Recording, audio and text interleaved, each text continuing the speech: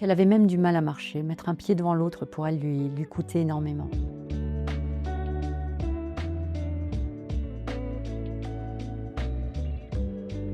Je me présente, je suis Nadine Mathéis-Stadel-Visser, je suis thérapeute, hypnothérapeute.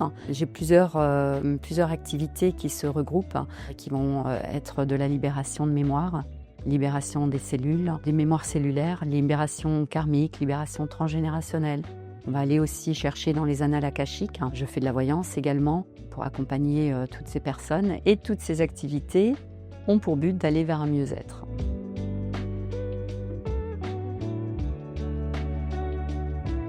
L'essence de Namastéum, ça serait vraiment d'aller chercher une compréhension de soi-même. Donc les personnes qui viennent me voir, c'est vraiment pour améliorer, pour se libérer, pour être profondément eux-mêmes.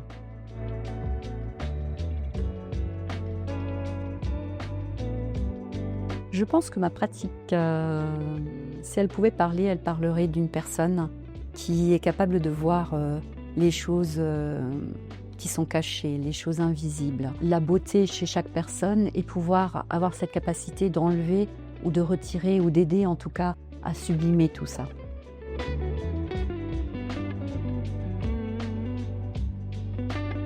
La première sensation physique que les personnes ressentent, c'est vraiment cette libération, un poids qui s'est relâché, quelque chose qui s'est détendu, une sensation émotionnelle aussi de relâchement, de détente par rapport au début de séance, des sensations physiques aussi qu'ils ont ressenties pendant le soin, qui les traversent. Ils en parlent avec beaucoup de joie et de sérénité en fin de séance.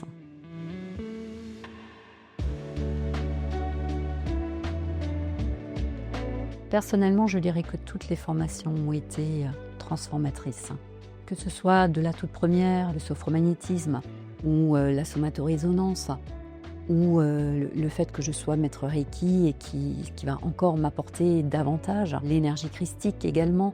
Donc toutes ces formations m'ont permis d'améliorer, de rentrer plus en profondeur dans ce que je recherche, la libération de mémoire, que ce soit la formation de libération karmique, transgénérationnelle. Toutes ces choses-là, en fait, ont fait un tout qui m'a profondément, moi, transformée déjà, et que je propose automatiquement à toutes les personnes qui viennent me voir.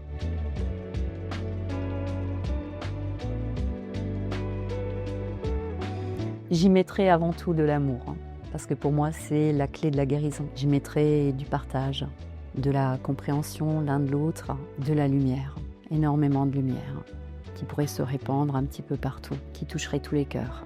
Je pense que ça serait une belle initiative.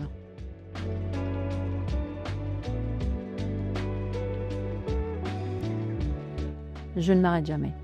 Je suis tout le temps dans la recherche du mieux-être pour moi-même, pour les gens que j'accompagne, pour mon développement spirituel il fait partie de ma vie en fait. Donc je suis dans ce développement, donc automatiquement je ne peux pas m'arrêter. Je suis tout le temps en train de chercher, en train d'aller toujours plus loin dans mes pratiques, dans tout ce que je fais. C'est impossible de s'arrêter.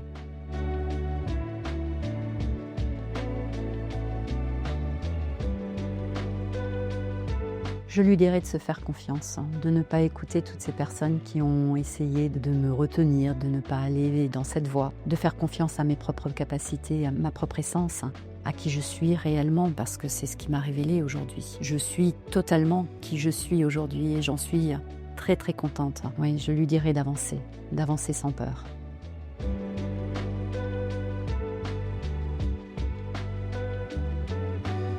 Sans hésiter, la somatorésonance, parce que c'est la première séance que je propose systématiquement. C'est une séance qui finalement nous révèle exactement qui on est profondément, pourquoi on réagit de cette manière, pourquoi on met certaines choses en place. Et cette séance, en fait, elle va aller chercher des mémoires qui sont inscrites, qu'on a enregistrées quand on était dans le ventre de notre mère.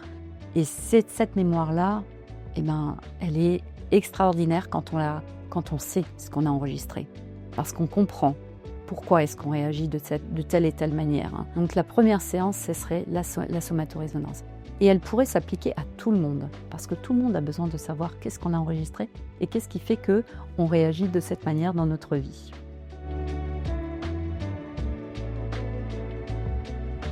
de s'autoriser à s'écouter, de s'autoriser à avancer. Peut-être prendre ce premier rendez-vous ou tout simplement d'avoir le courage de ne pas écouter les autres qui vous diront automatiquement « mais non, ne va pas là » ou « ne fais pas ci ». Et d'être individualiste au moins une fois et se dire « j'y vais pour moi, je prends le courage de prendre ce premier rendez-vous, je tente ». Ça marche pas, c'est pas grave, mais au moins j'aurais tenté, j'aurais pas de regrets. Souvent quand même, le mieux-être est au bout, donc il faut y aller. Alors j'ai énormément d'anecdotes, parce que effectivement, avec le nombre de clients que j'ai, j'en ai plusieurs. Mais j'en ai une en particulier qui, quand elle est arrivée, elle était tellement dépressive, en dépression vraiment profonde, qu'elle avait même du mal à marcher. Mettre un pied devant l'autre pour elle lui coûtait énormément. Aujourd'hui, c'est une personne qui fait des randonnées, qui est extrêmement lumineuse, qui est heureuse.